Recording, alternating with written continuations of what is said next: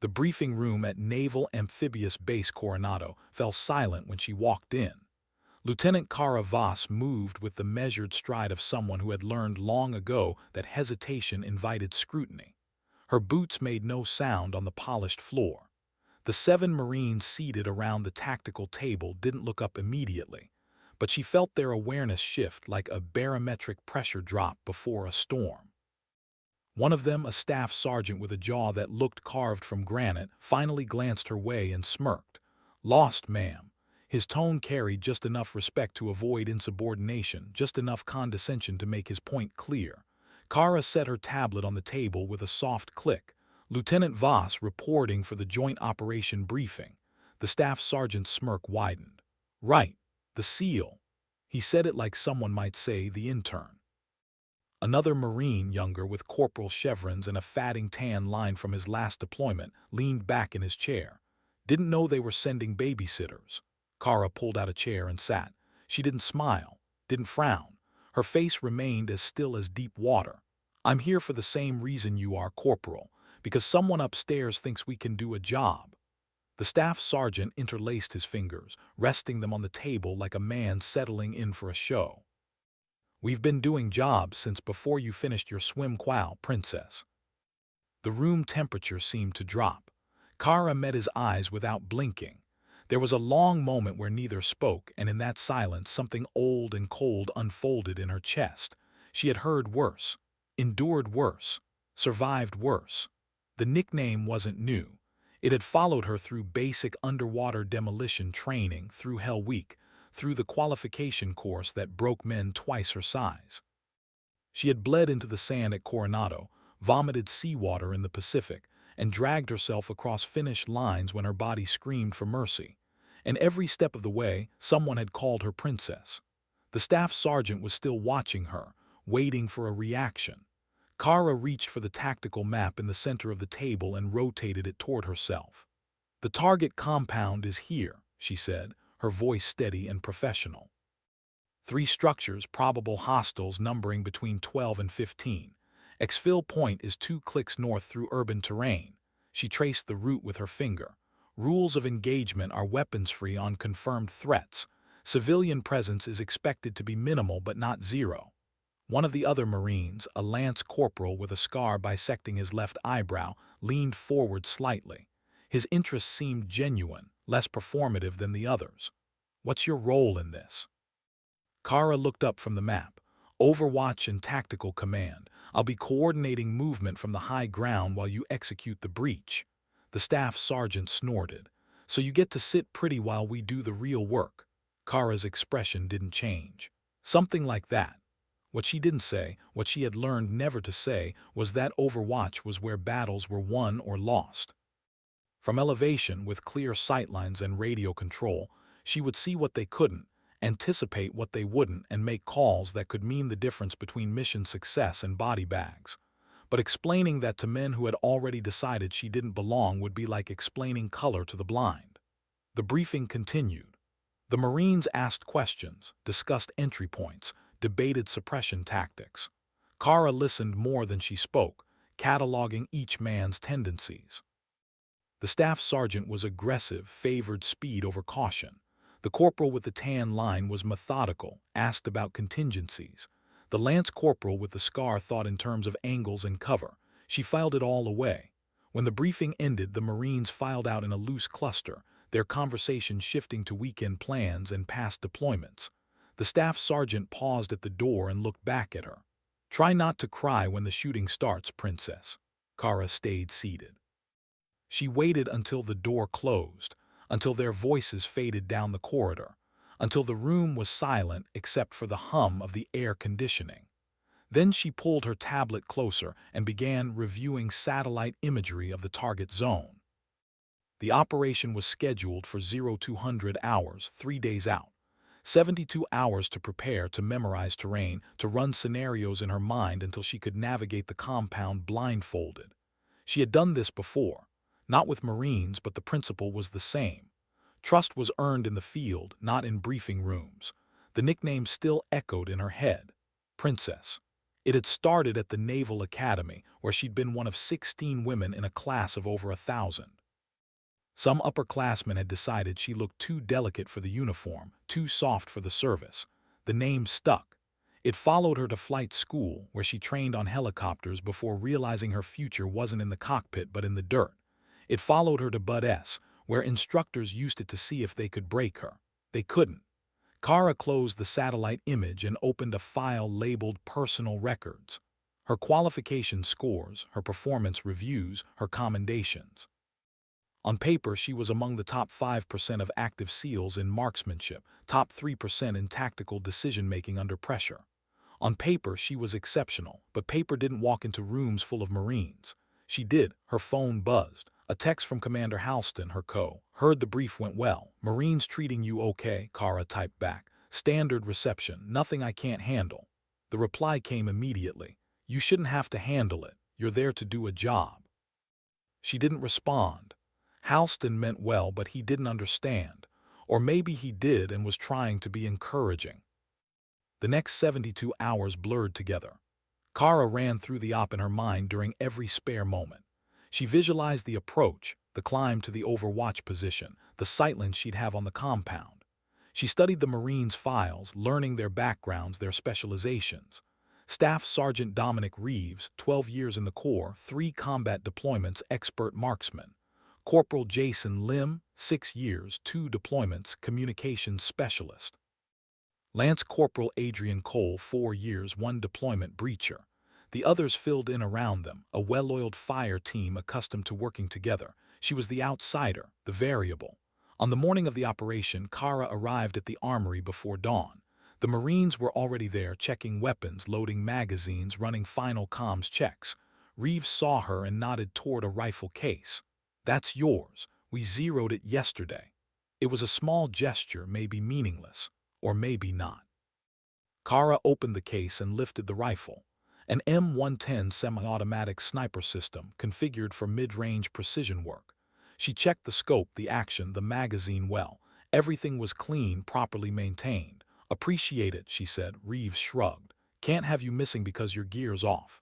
Lim approached with a radio headset.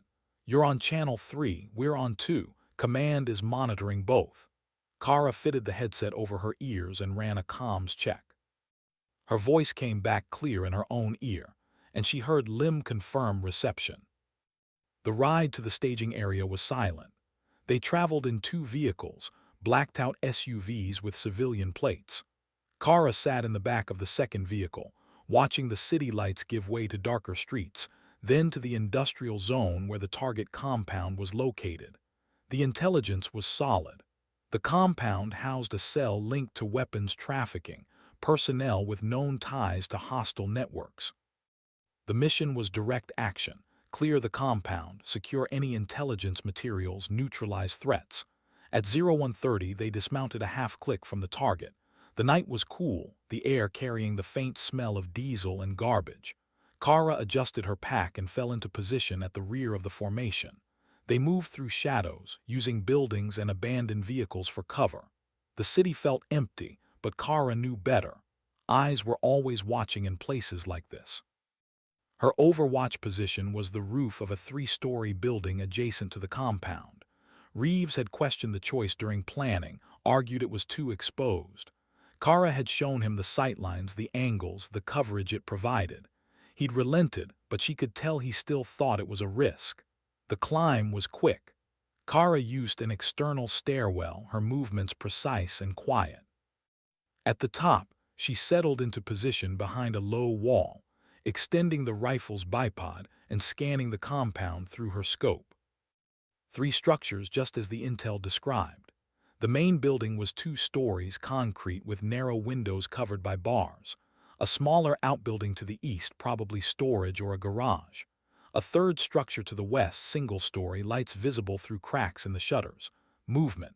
2 men outside the main building, both armed with AK pattern rifles. They were smoking, talking, relaxed. Kara keyed her radio. Overwatch in position. 2 tangos at the main entrance, armed. Reeves' voice came back. Copy, we're 30 seconds out. Kara tracked the 2 men through her scope. Neither seemed alert. One laughed at something the other said, flicking ash from his cigarette. She could see the ember glow in the darkness. The Marines emerged from an alley south of the compound, moving in a tight stack. Kara watched their approach, her crosshairs drifting between the two tangos. Her finger rested alongside the trigger guard, not on the trigger. Not yet. Overwatch, this is Alpha Lead. On your mark, Reeves said. Kara took a slow breath, calculated wind, distance, the angle of her shot. The first tango turned slightly, presenting a clearer profile. Send it, she whispered. The rifle cracked once. The first tango dropped. Before the second could react, Kara's rifle cracked again. He fell beside his companion, the cigarette tumbling from his hand. Targets down, you're clear to breach. The Marines moved like water, fluid and fast. Cole placed a breaching charge on the door while the others stacked on either side. The explosion was sharp and loud, echoing through the empty streets. They flooded into the building. Kara tracked her scope across the compound, searching for additional threats. The outbuilding to the east remained dark. The structure to the west suddenly went black, the lights inside extinguishing. West building just went dark, Kara reported. Possible movement. Reeves' voice was clipped, focused. Copy. Clearing main structure now.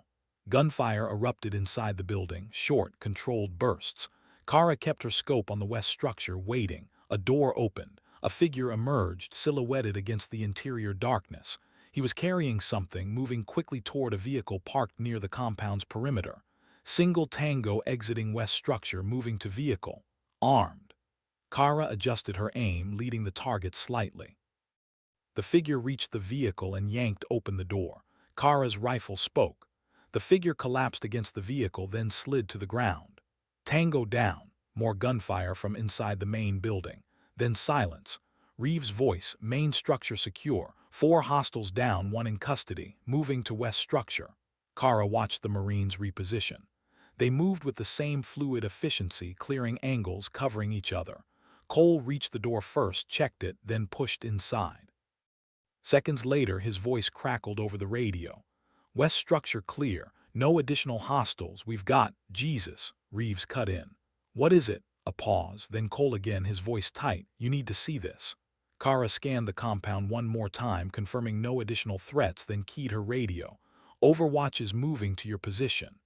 The descent from the roof was faster than the climb. Kara crossed the open ground to the compound in seconds, weapon up, clearing corners by instinct. Inside the west structure, the Marines were gathered around a table. The room smelled of sweat and something chemical, maybe solvents. On the table were maps, documents, and a laptop still glowing with an active screen. Reeves looked at her. This isn't just a trafficking cell. Look at this. He pointed to one of the maps. It showed the naval base at Coronado, marked with detailed annotations. Entry points, patrol schedules, armory locations. Another map showed the Marine Corps base at Camp Pendleton, similarly annotated. Kara felt something cold settle in her stomach. They were planning an attack. Lim was photographing the documents with a ruggedized camera. Multiple targets, coordinated hits. This is bigger than we thought. Reeves ran a hand through his hair. Command needs to see this now. Kara moved to the laptop and began scrolling through open files. Schematics, personnel rosters, communications logs. Whoever these people were, they had access to information that should have been secure. We need to pull this drive and get it to intelligence, she said. Cole was already moving, producing a toolkit from his pack. He disconnected the laptop carefully, preserving the drive. Kara stepped outside, scanning the compound again. The operation had gone clean, too clean. 4 hostiles down, 1 in custody, critical intelligence secured. But something felt off. The timing, the ease of it. She keyed her radio. Alpha Lead, recommend we expedite exfil. This feels like a setup. Reeves emerged from the structure, the laptop drive in a protective case. Agreed, let's move. They regrouped at the staging point, the prisoner zip-tied and hooded, being escorted by 2 Marines. The exfil vehicles were waiting, engines running. Kara took a seat in the lead vehicle this time, the laptop drive secured in her pack. As they drove away from the compound, she watched the side mirror, half expecting pursuit. None came. The city swallowed them, and they disappeared into the pre-dawn darkness. Back at Coronado, the debrief lasted 3 hours. Intelligence officers pored over the documents and the laptop drive. The prisoner was transferred to interrogation. Commander Halston pulled Kara aside afterward. "Hell of a first op with the Marines," Kara shrugged. "We got lucky." Halston shook his head. "Luck had nothing to do with those 2 shots you made. Reeves told me, both headshots in the dark at over 200 meters. She didn't respond." Halston studied her for a moment. "He also said they gave you a hard time in the briefing." Kara met his eyes. "They did their job, I did mine." Halston nodded slowly. "For what it's worth, Reeves requested you for the next op, said he'd rather have you on Overwatch than anyone else." That surprised her. She didn't let it show. Good to know. Over the next week, the intelligence from the raid began to bear fruit. The prisoner talked, revealing a network larger and more organized than anyone had anticipated. Additional raids were planned, targets identified. And for each one, Reeves requested Kara. The second operation was a hostage rescue. 2 American contractors held in a fortified compound outside the city. The setup was similar, Kara on Overwatch, the Marines executing the breach. But this time, when the briefing ended, Reeves lingered. "That thing I said," he began, then stopped. Kara waited. Reeves rubbed the back of his neck. "About babysitters, that was out of line." Kara tilted her head slightly. "Was it?" He met her eyes. "Yeah, it was." She considered him for a moment. He looked uncomfortable, like a man unaccustomed to apologies. "Apology accepted," she said finally. Reeves nodded, then turned to leave. At the door he paused. "You know why they call you Princess?" Kara's jaw tight. "I've heard the theories." Reeves looked back at her. "I asked around, found out it started at the academy. Some jackass thought you looked delicate." He shook his head. "It's the dumbest thing I've ever heard." He left before she could respond. The hostage rescue went flawlessly. Kara's Overwatch position gave her clear sightlines on 3 potential sniper nests. She neutralized 2 hostiles before the Marines even entered the compound. The contractors were extracted without injury. In the debrief, the base commander commended the team. He made a point of mentioning Kara's performance. 2 confirmed kills at extreme range under night conditions. Textbook precision. The Marines didn't say anything, but Lim caught her eye and nodded. It was a small thing, but it mattered. The third operation was different. The target was a high-value individual, a financier with connections to multiple hostile networks. The compound was heavily defended, and intelligence suggested the presence of trained security personnel, possibly former military. The briefing was tense. Reeves laid out the plan, then looked at Kara. "Your call. Where do you want to set up?" She studied the map.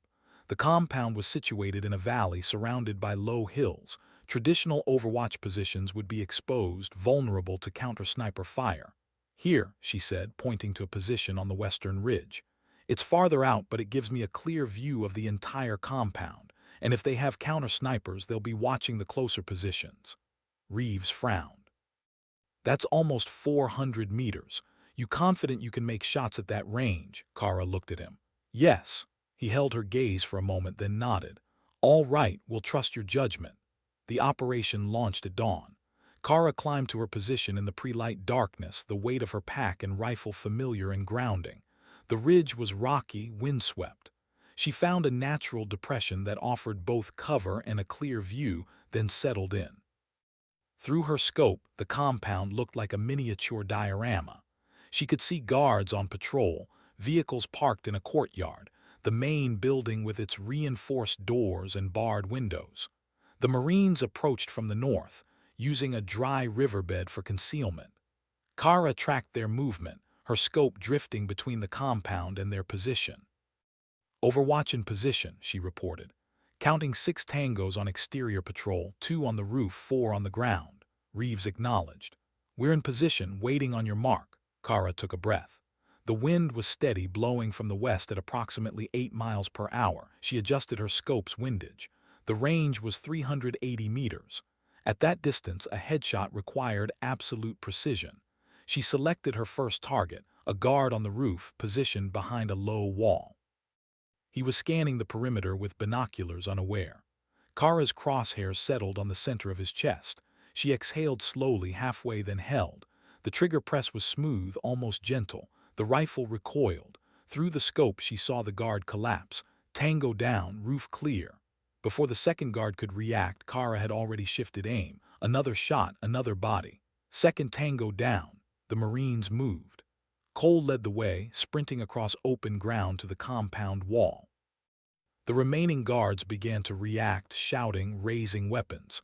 Kara's rifle cracked again. A guard near the main entrance dropped, then another by the courtyard. 4 Tangos down, 2 remaining, moving to your 6 o'clock. Reeves' voice was calm. Copy, we see them. Firefight that followed was brief and brutal. The Marines moved through the compound with lethal efficiency. Kara provided cover, her shots precise and deliberate. When a hostile appeared in a second-floor window, she put a round through the glass and into his chest before he could fire. When another tried to flank the Marines from the courtyard, she dropped him mid-stride. By the time the shooting stopped, 11 hostiles were down. The high-value target was secured, along with a cache of documents and hard drives. The Marines regrouped in the courtyard. Kara descended from the ridge and joined them. Reeves was standing near the main building, wiping blood from a cut on his forehead. He looked up when she approached. "Hell of a shooting," he said. Kara ejected the magazine from her rifle and inspected it. "Just doing my job," Cole laughed, a short, sharp sound. "Just doing your job, right.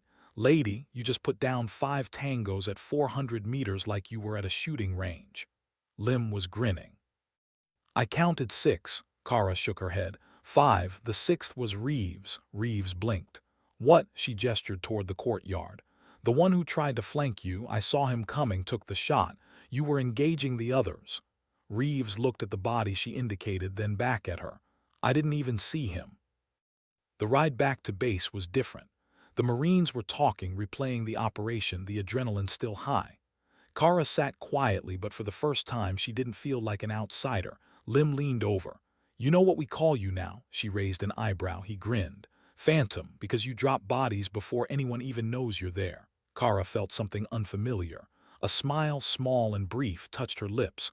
Could be worse. Back at Coronado, the debrief was routine. The high-value target was transferred to federal custody. The documents and hard drives were handed over to intelligence. Commander Halston found Kara in the armory, cleaning her rifle. "The Marines put in a commendation for you," he said. Kara looked up. "For what?" Halston handed her a tablet. On the screen was a formal commendation, signed by Reeves and countersigned by the Marine Company commander. It cited her performance across 3 operations, her precision marksmanship, and her tactical decision-making. "They want you attached to their unit permanently," Halston continued, "for future joint operations." Kara set down the cleaning rod. "What did you tell them?" Halston smiled. "I told them I'd ask you." She considered it. The Marines had gone from mockery to respect, from calling her princess to requesting her presence. It felt like vindication. But it also felt like something more, like belonging. "I'll do it," she said. Halston nodded. "Good, they're lucky to have you." Over the following months, Kara became a fixture in the Marine unit. She participated in a dozen operations, each one reinforcing her reputation. The nickname Princess faded, replaced by Phantom. The Marines who had mocked her now deferred to her judgment on overwatch positions, on shot angles, on tactical calls. But the transformation wasn't just in how they saw her. It was in how she saw herself. For years, Kara had carried the weight of proving herself, of earning respect in spaces that didn't want to give it. She had learned to endure, to persist, to outlast doubt. But with the Marines, something shifted. She stopped trying to prove herself and simply existed as she was, competent, skilled, reliable. The mockery had been a test, and she had passed, not by responding to it, but by rendering it irrelevant. One evening, after a particularly grueling operation, the unit gathered at a bar near the base. Kara almost didn't go. Social events with the Marines still felt awkward, like she was intruding on a space not meant for her. But Reeves had asked directly, and refusing seemed worse than attending. The bar was loud, crowded with off-duty personnel. Kara found a corner booth and nursed a beer, watching the Marines laugh and argue and tell stories. Reeves slid into the booth across from her. "You know, you don't have to sit alone." Kara shrugged. "I'm good here." He studied her for a moment. "Can I ask you something?" She nodded. Why'd you join the SEALs? You could have stayed in flight school, become a pilot. Less bullshit, better hours. Kara considered the question. It was one she'd asked herself 100 times. Because being a pilot felt like flying above things. I wanted to be in them. Reeves nodded slowly. Makes sense. He paused, then added, for what it's worth, I'm glad you're with us. Kara met his eyes. Yeah, he raised his beer. To Phantom, best Overwatch in the business. She clinked her bottle against his. To the Marines, best trigger pullers I've ever worked with. Reeves laughed. Damn right. The months turned into a year. Kara's reputation spread beyond the unit. Other SEAL teams requested her for joint operations. Marine commanders asked for her by name. She became known not just as a skilled operator, but as someone who elevated the people around her. But recognition brought scrutiny. Articles appeared in military publications profiling her as a trailblazer. A documentary crew requested an interview. Kara declined all of it. She had no interest in being a symbol. She just wanted to do the work. Then came the operation that would define her legacy. Intelligence identified a compound in the mountains, a training facility for hostile forces. The target was heavily fortified, isolated, and extremely dangerous. The mission was direct action: destroy the facility, eliminate key personnel, disrupt operations. It was a large-scale operation, requiring coordination between SEALs, Marines, and air support. Kara was assigned as Tactical Overwatch and Fire Control Coordinator. The planning took weeks. Kara spent hours studying satellite imagery, topographic maps, weather patterns. The compound was situated on a plateau, surrounded by steep terrain. There were limited approaches, all of them exposed. The briefing room was packed. SEALs, Marines, Air Force liaisons, intelligence officers. The commanding officer, a Navy captain with more ribbons than Kara could count, stood at the front. This is a high-risk operation, he began. The target is hardened, well-defended, and prepared for assault. We anticipate significant resistance. He looked at Kara. Lieutenant Voss will coordinate Overwatch and call air support as needed. Her position will be critical to mission success. The room turned toward her. Kara stood and walked to the map. Overwatch will be here, she said, pointing to a ridge overlooking the compound. Elevation gives clear sightlines on all structures and approaches. I'll have direct line of sight to air support and ground teams. One of the SEAL team leaders raised a hand. What about counter-sniper threats? Kara nodded. Expected. The ridge is exposed, but it's the only position that provides adequate coverage. I'll mitigate risk with rapid repositioning after shots. The captain studied her. You're confident you can hold that position? Kara met his eyes. Yes, sir. The operation launched at nightfall. Kara climbed to her position under the cover of darkness, the weight of her rifle and pack pressing into her shoulders. The climb was brutal, the terrain loose and steep. Twice she nearly lost her footing, but she reached the ridge and settled into position. Below, the compound was lit by floodlights. She could see guards patrolling, vehicles moving between structures. It looked like a fortress.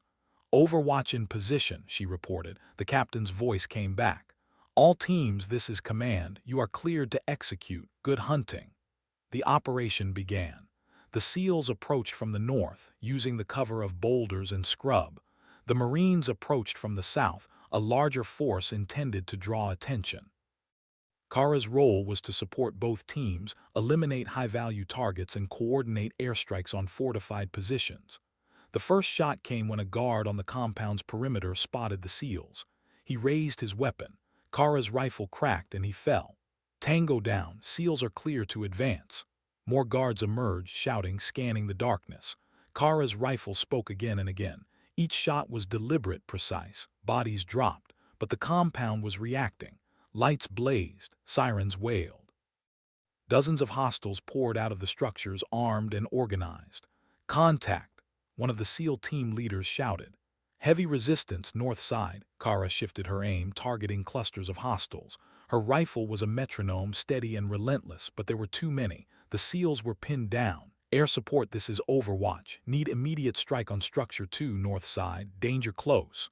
The Air Force liaison responded. Copy, Overwatch. Strike inbound, 30 seconds. Kara kept firing. A hostile with an RPG appeared on a rooftop.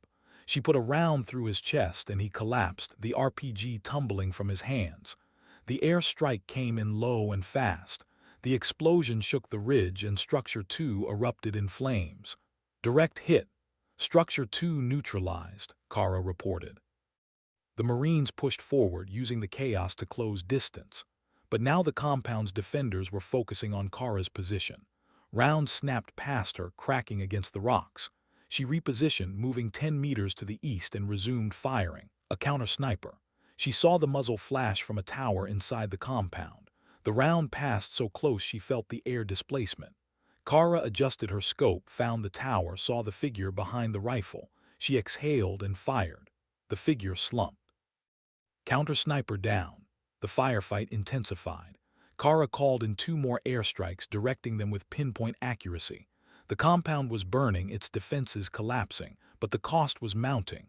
She heard calls over the radio for medevac for reinforcements. Overwatch, this is Alpha Lead. We're taking heavy fire from Structure 4. Can you suppress? Kara swung her scope toward Structure 4. Hostiles were firing from windows, using the building as cover. She began targeting them one by one. Her rifle grew hot, magazines emptied and were replaced. Her shoulders ached from the recoil, but she didn't stop. Structure 4 suppressed. Move now. The Marines surged forward. Cole placed charges on the building's entrance and blew the door. They flooded inside. Kara scanned for new threats. Movement on the plateau's edge. Vehicles approaching. Reinforcements. Command, this is Overwatch. Enemy reinforcements approaching from the west. At least 3 vehicles, heavy weapons visible.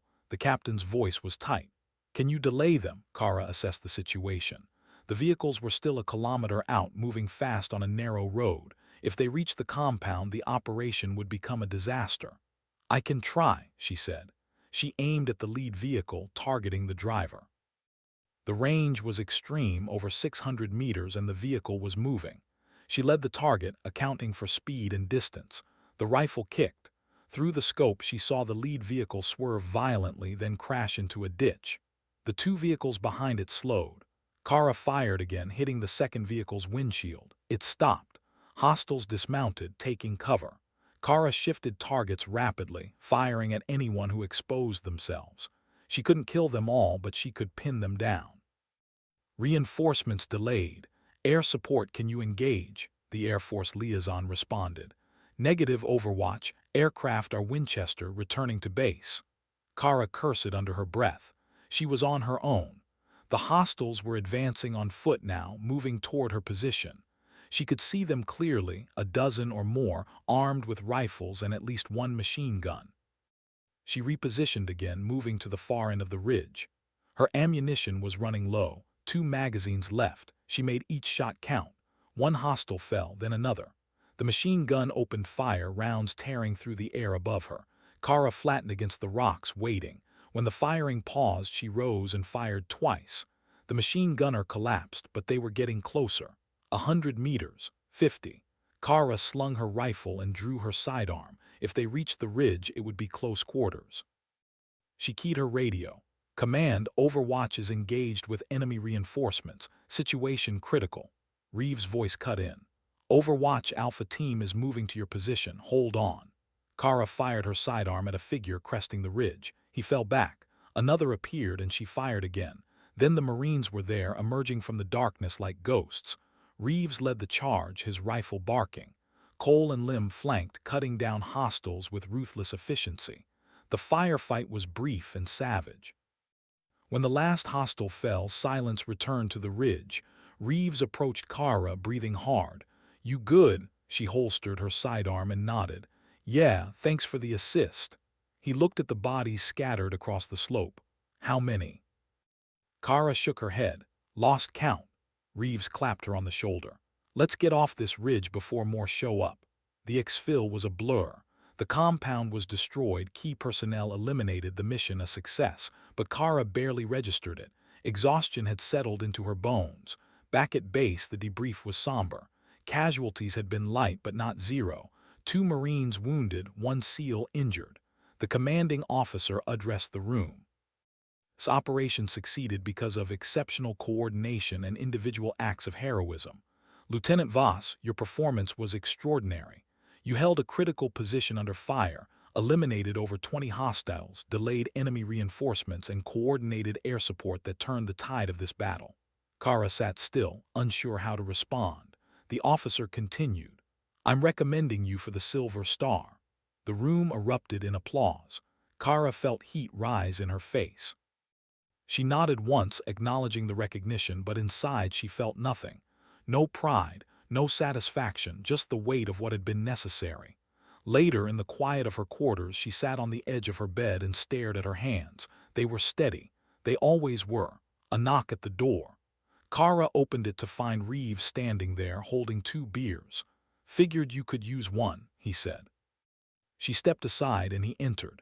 They sat in silence for a while, drinking. Finally, Reeves spoke. You know, when you first showed up, I thought you were just another diversity box to check. Someone the brass wanted to prove a point with. Kara looked at him. And now, he met her eyes. Now I think you're the best operator I've ever worked with, and I've worked with a lot. Kara took a sip of her beer. That's high praise coming from you. Reeves shrugged. It's just the truth. You've saved our asses more times than I can count. And today on that ridge you held the line when most people would have run. Kara set down her beer. I didn't have a choice. Reeves leaned forward. That's where you're wrong. You always have a choice. You chose to stand. You chose to fight. And that makes all the difference. They talked for another hour, the conversation drifting from the operation to their backgrounds, their motivations, their fears. Kara learned that Reeves had a daughter 7 years old who wanted to join the military when she grew up. I tell her she can do anything, Reeves said, but I also know what she'll face. The doubt, the mockery, the constant need to prove herself. He looked at Kara. I want her to have role models, people like you, people who show her it's possible. Kara felt something tighten in her chest. I'm not a role model, I'm just trying to survive. Reeves shook his head. You're more than that, whether you see it or not. After he left, Kara sat alone in the darkness. She thought about the nickname Princess, about the men who had used it to diminish her. She thought about the Marines who had gone from mockery to respect. And she thought about Reeves' daughter, a 7-year-old girl who wanted to wear the uniform. Kara hoped the world would be kinder to her, but she knew it wouldn't. The weeks following the mountain operation were strange. Kara was awarded the Silver Star in a formal ceremony. The base commander praised her courage and skill. Reporters requested interviews. She declined all of them, but the recognition changed things. She was no longer just another SEAL. She was a symbol, whether she wanted to be or not. Young women reached out to her asking for advice. Officers sought her input on training programs. The attention was overwhelming. One afternoon, Kara received a call from Commander Halston. There's someone here to see you, he said. In his office, a woman waited. She was in her 50s, with graying hair and the bearing of someone who had spent years in uniform. Lieutenant Voss, the woman said, extending her hand. I'm Captain Ellen Driscoll, retired. I was one of the first women to go through SEAL training back when it wasn't officially open to us. Kara shook her hand. I've heard of you, ma'am, Driscoll smiled. I wanted to meet you, to tell you that what you're doing matters. When I went through training, I was alone. There were no role models, no support system. I made it, but it cost me everything. She paused, her eyes distant. You're not alone. And the women who come after you won't be either, because of what you've done. Kara didn't know what to say. Driscoll continued. I know it's hard. I know the weight of being a symbol when you just want to do the job, but symbols matter. They change what people believe is possible. She placed a hand on Kara's shoulder. Thank you for carrying that weight, even when it's unfair. After Driscoll left, Kara sat in Halston's office, staring at the wall. She's right, you know, Halston said. Kara looked at him. About what? About symbols, about legacy. You've changed the culture here, Kara. The Marines who mocked you now see you as one of their own. The SEALs who doubted you now cite you as an example. Kara shook her head. I didn't do it for them. I did it because it was the job. Halston smiled. That's exactly why it matters. The final operation came 6 months later.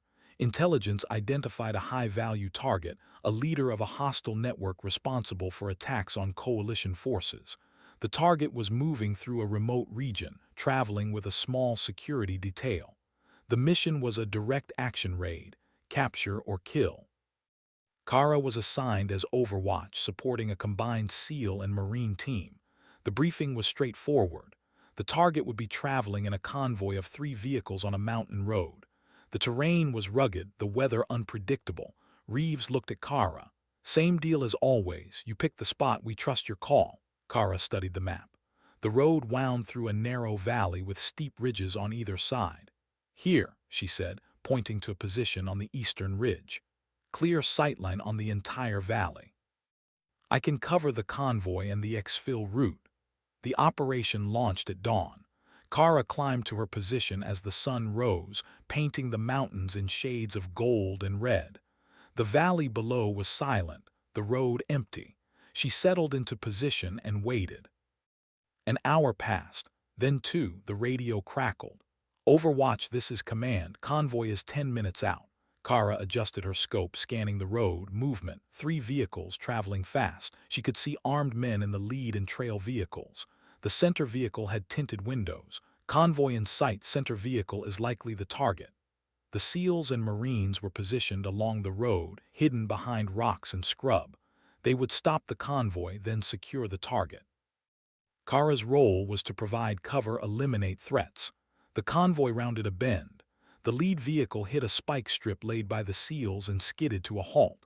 The trail vehicle stopped behind it. Hostiles dismounted, weapons raised. "Execute," the SEAL team leader commanded. Gunfire erupted. Kara's rifle tracked the hostiles, dropping them one by one. The center vehicle's doors opened and a figure emerged, flanked by 2 bodyguards. The target. Kara's crosshairs settled on one of the bodyguards. She fired. He dropped. The second bodyguard raised his weapon toward the SEALs. Kara fired again. He fell. The target tried to run. A SEAL tackled him to the ground, zip-tying his hands. "Get secure," the team leader reported. Kara scanned the valley. The firefight was over. Hostiles down, target in custody. A textbook operation. But then she saw it. Movement on the western ridge opposite her position. A figure prone with a rifle, counter-sniper. He was aiming at the SEALs. Kara didn't hesitate. She swung her scope, found the figure, and fired. The round crossed the valley in less than a second. The counter-sniper slumped. Threat neutralized. Counter-sniper on western ridge. Reeves' voice came over the radio. "Phantom, you just saved my life. That bastard had me in his sights." Kara didn't respond. She kept scanning, searching for additional threats. When she was certain the valley was clear, she keyed her radio. "Overwatch confirms all clear. Exfil when ready." The ride back to base was quiet. The target was hooded and restrained in the back of one of the vehicles. The SEALs and Marines were exhausted but satisfied. Kara sat in silence, watching the mountains pass by. Back at base, the debrief was brief. The target was transferred to intelligence for interrogation. The operation was deemed a complete success. Commander Halston found Kara in the armory again, cleaning her rifle. "That's the last one," he said. Kara looked up. "What do you mean?" Halston sat down across from her. "Your rotation is up. You're being reassigned." Kara set down the cleaning rod. "Where?" "Instructor position, but they want you to train the next generation." Kara felt something twist in her chest. "I'm not a teacher," Halston smiled. "You don't have to be. You just have to show them what's possible." She considered it. The idea of leaving the field, of stepping away from operations, felt like surrender. But maybe it was something else. Maybe it was legacy. "When do I start?" Halston handed her a folder. 2 weeks. Enjoy the time off. You've earned it." The 2 weeks passed quickly. Kara spent them in quiet reflection, running on the beach, cleaning her gear, saying goodbye to the Marines. Reeves threw a small gathering at the bar near the base.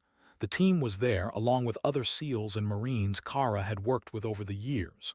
"Speech," Reeves demanded, raising his beer. Kara shook her head. "I'm not good at speeches." Lim grinned. "Then just say something." Kara stood, feeling the weight of all their eyes on her. "When I started, I was just trying to prove I belonged, that I could do the job." She paused, choosing her words carefully. "You all taught me that belonging isn't something you prove. It's something you earn by showing up, doing the work, and trusting the people beside you." She raised her beer. "Thank you for trusting me. It's been an honor." The bar erupted in cheers. Reeves stood and clinked his bottle against hers. "To Phantom, the best damn operator in the teams." Kara felt tears prick her eyes, but she didn't let them fall. "Not here." Not now. Her first day as an instructor at Bud S was surreal. The trainees were young, eager, terrified. She saw herself in them, saw the same determination and doubt. The other instructors welcomed her with respect. Her reputation had preceded her, but the trainees were skeptical. She could see it in their eyes. A woman instructor was still a novelty, still something to be questioned. Kara didn't care. She ran them through drills, pushed them to their limits, demanded excellence. And when they faltered, she didn't coddle them. She showed them how to be better. One trainee, a young woman named Corporal Ava Monroe, approached her after a particularly brutal training session. "Ma'am, can I ask you something?" Kara nodded. Monroe hesitated, then said, "How did you deal with it? The doubt. The people who didn't think you belonged." Kara looked at her, seeing the same question she had once asked herself. "I stopped trying to make them believe," Kara said. "I focused on the work, on being so good they couldn't ignore me." Monroe nodded slowly. "And if that doesn't work," Kara smiled, a rare expression, "then you keep going anyway, because the work matters more than their opinion." Over the months, Kara found a rhythm. Teaching was different from operating, but it had its own rewards. She saw trainees transform, saw them push past limits they thought were unbreakable. And she saw women like Monroe thrive, proving that the path Kara had walked was no longer hers alone. One afternoon, she received a call from Reeves. "Turn on the news," he said. Kara found a television in the instructor lounge. On the screen was a breaking news report. A terrorist attack had been thwarted, a plot to strike multiple military installations disrupted. The reporter mentioned that the intelligence came from operations conducted by SEAL and Marine teams over the past year. Kara recognized the operations. They were the ones she had been part of. The reporter continued, "Sources say the operations were coordinated by a highly decorated SEAL, known among her peers as Phantom, whose precision and tactical acumen were instrumental in dismantling the network." Kara turned off the television. She didn't need the recognition. The work had been done. The threat had been stopped. That was enough. But later that evening, she received a text from Monroe. "Just saw the news. You're a legend." Kara typed back, "Legends are myths. I'm just a SEAL who did her job." Monroe's response was immediate.